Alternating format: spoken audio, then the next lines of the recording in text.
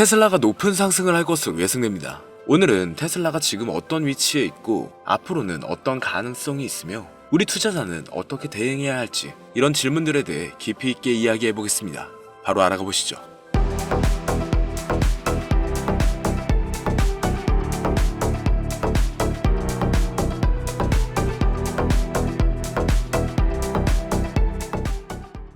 현재 테슬라는 판매량과 에너지 저장 배치에서 기록을 세우고 있지만 동시에 이익률이 내려가고 있고 무엇보다도 미래 사업의 실현 시점이 모호하다는 점이 투자자 입장에서는 고민거리인 상황입니다.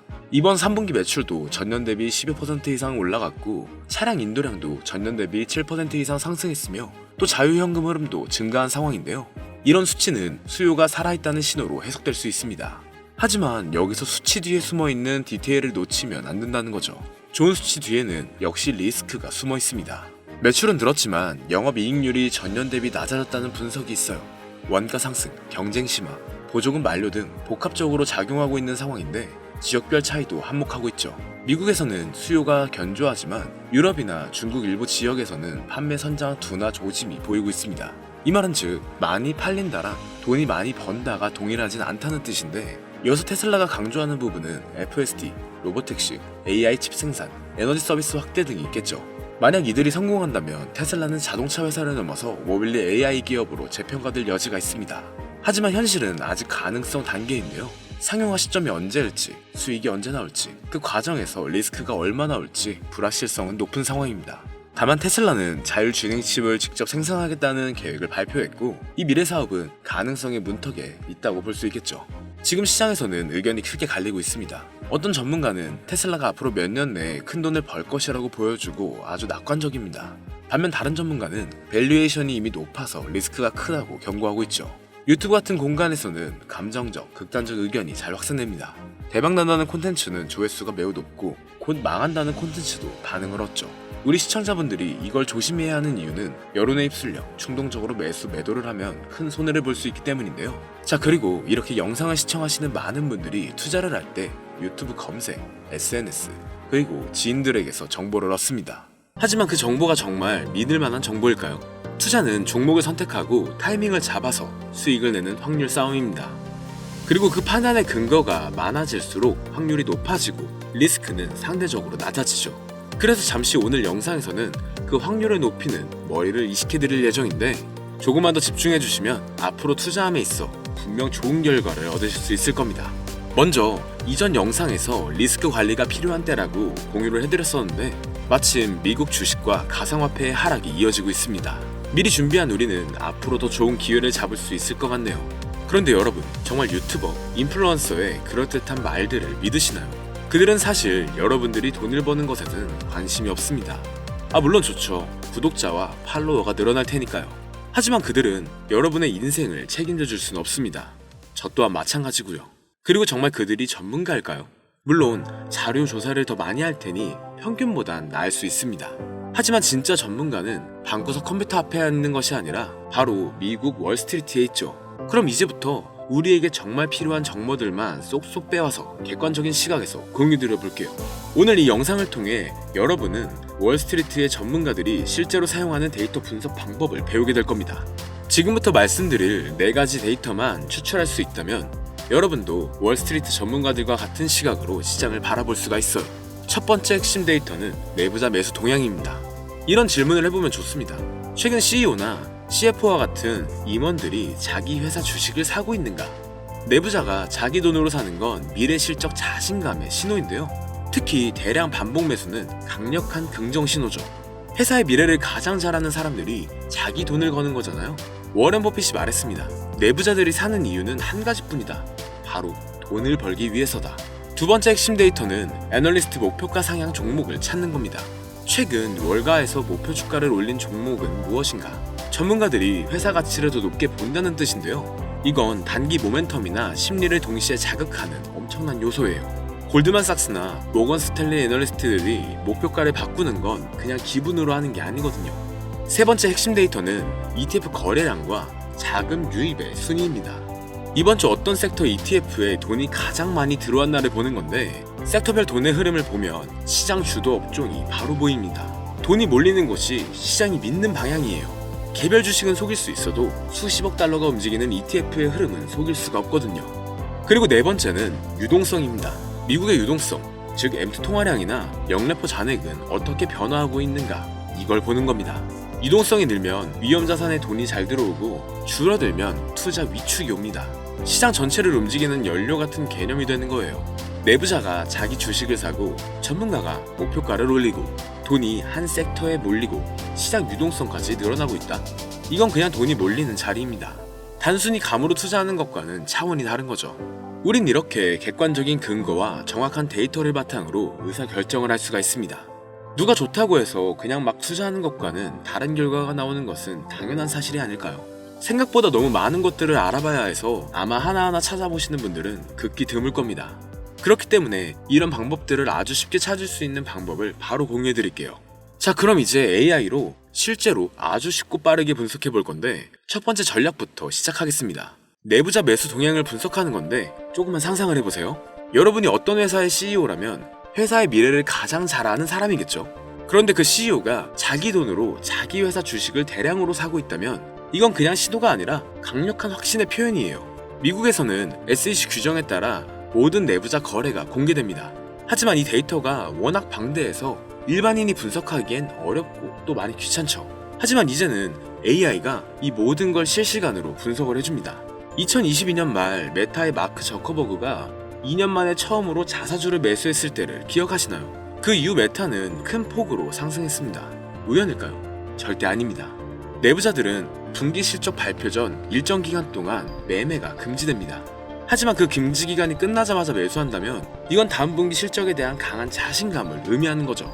그럼 제가 실제로 AI에게 질문을 해볼게요. 여러분도 똑같이 따라하시면 됩니다. 보이시죠? 정말 흥미로운 결과들이 나오고 있어요. 임원들의 매수 방식과 패턴을 보면 신규 진입 케이스와 일정 가격 이하에서 반복적인 대량 매수 패턴이 발견되었습니다. 그리고 주는 종목은 헬스케어와 바이오테크 종목이네요. 이런 기업들도 주목해보면 좋겠습니다. 여기서 중요한 건 단순한 매수가 아니라 패턴의 변화입니다. 예를 들어 평소에 주식을 안 하던 CFO가 갑자기 대량 매수를 시작했다면 이건 회사 내부에 우리가 모르는 큰 변화가 있다는 신호일 수가 있죠.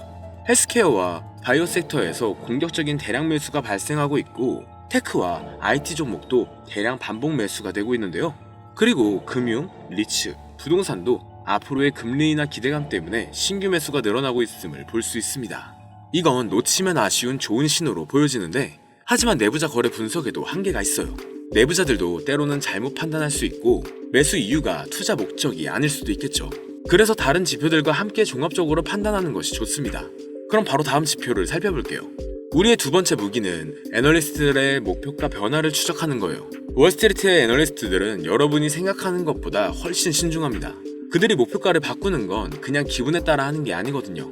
골드만삭스나 모건 스탠리의 애널리스트가 목표가를 올린다는 건 그 뒤에 수십 시간의 분석과 경영진들과의 미팅, 그리고 회사의 펀더멘탈 변화에 대한 확신이 있다는 뜻입니다.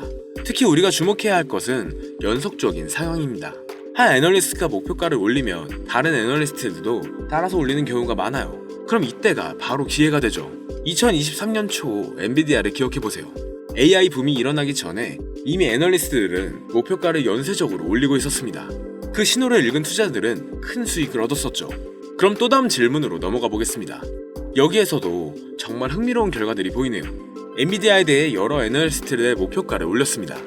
상향 이유를 보면 AI 인프라 수요와 미국 정부의 수출 허용 때문이었는데, 기술주가 아닌 월마트도 3명의 애널리스트가 평균 14% 이상의 상승 여력을 보고 있다는 점을 주목하면 좋겠는데, 여전히 목표가와 현재가의 괴리가 너무 클 때는 과도한 낙관 때문에 오히려 위험한 신호일 수 있으니 주의하시면 좋겠습니다.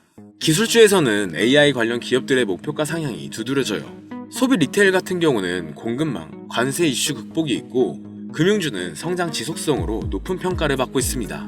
주요 기관들의 특징을 살펴보면 골드만삭스는 AI, IT, 헬스케어 등 대형주에 집중하고 있고, 모건 스탠리는 은행, 리테일, 리츠 등을 신중하게 상향 조절했습니다. JP모건은 금융, 테크, 소비 대기업 위주로 시장을 바라보고 있네요.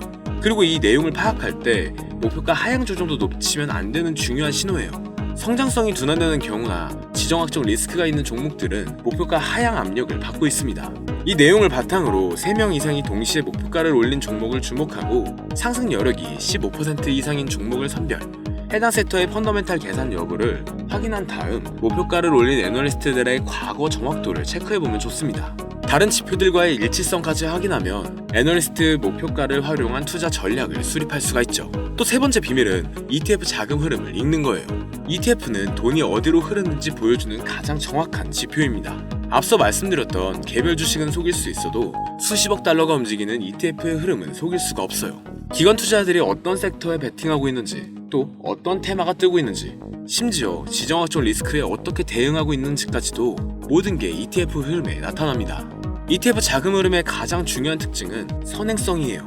주가가 움직이기 전에 먼저 자금이 움직이는 경우가 많다는 뜻입니다. 이건 정말 강력한 힌트죠. 2022년 러시아 우크라이나 전쟁이 터지기 2주 전 이미 에너지와 방위 산업 ETF에 자금이 몰리고 있었어요. 뉴스보다 돈의 흐름이 더 빨랐던 거죠. 여기서도 재미있는 패턴이 보이네요. SP500 관련 지수와 나스닥 종합지수에 엄청난 자금이 유입되고 있어요. 순자금 유입이 가장 많은 ETF를 살펴보면 대형주, 성장혁신주, 장기채, 그리고 실물자산, 원자재에 돈이 몰리고 있음을 볼 수가 있습니다. 레버리지를 활용하고 있는 ETF들에서 자금이 빠져나가고 있고 인플레 경제감에 장기 채권에서도 일부 유출이 지속되고 있는데요. 테마의 변화를 보면 AI 관련 ETF들이 압도적인 자금 유입을 보이고 있습니다. 반면 바이오테크, 신흥국 ETF들은 유출이 발생하고 있네요. 이렇게 글로벌 투자 심리도 어떤지 ETF 흐름으로 알 수가 있습니다. ETF 흐름을 활용한 투자 전략을 위해선 자금 유입이 급증하는 섹터 ETF의 주요 구성 종목을 또 분석하고 섹터 로테이션 초기 신호를 포착해서 선제 대응하는 것, 그리고 테마 ETF 흐름으로 새로운 투자 트렌드를 발굴하고 지역별 ETF 흐름으로 글로벌 리스크를 대응할 수가 있습니다.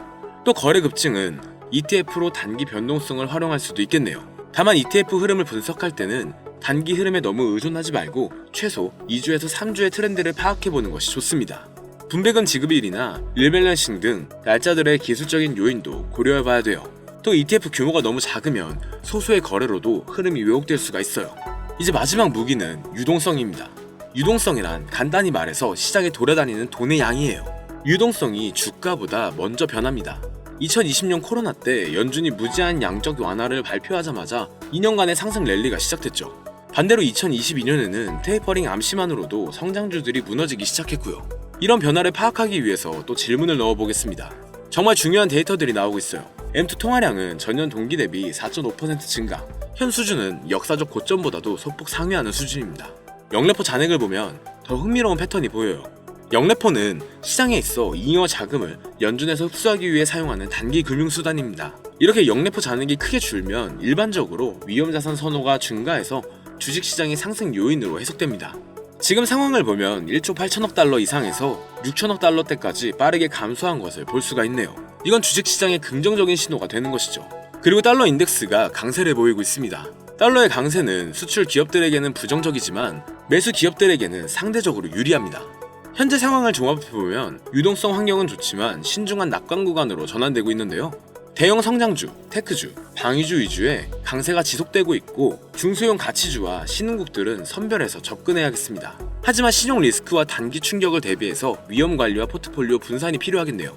정리된 해석을 보면 주식시장은 재상승 여력이 있지만 인플레이션 리스크와 단기 변동성 확대, 또 신용 리스크들의 여전히 유의해야 할 변수로 남아있음을 볼 수가 있죠. 또 한 가지 특이한 점은 비트코인과 나스닥의 상관관계가 높아지고 있다는 것입니다. 시장이 비트코인을 이제 위험자산 중 한 종류로 보기 시작했다는 거죠. 다시 말해 투자자들이 경제가 좋아질 것 같다, 위험을 감수할 수 있다라고 느낄 때 비트코인과 기술주를 함께 매수한다는 뜻입니다. 우린 암호화폐 조정 속에서 또 새로운 기회를 찾을 수 있겠네요. 그런데 아무리 좋은 종목도 시장 분위기에 따라 가격이 달라집니다. 시장 타이밍이 중요하다는 뜻이죠.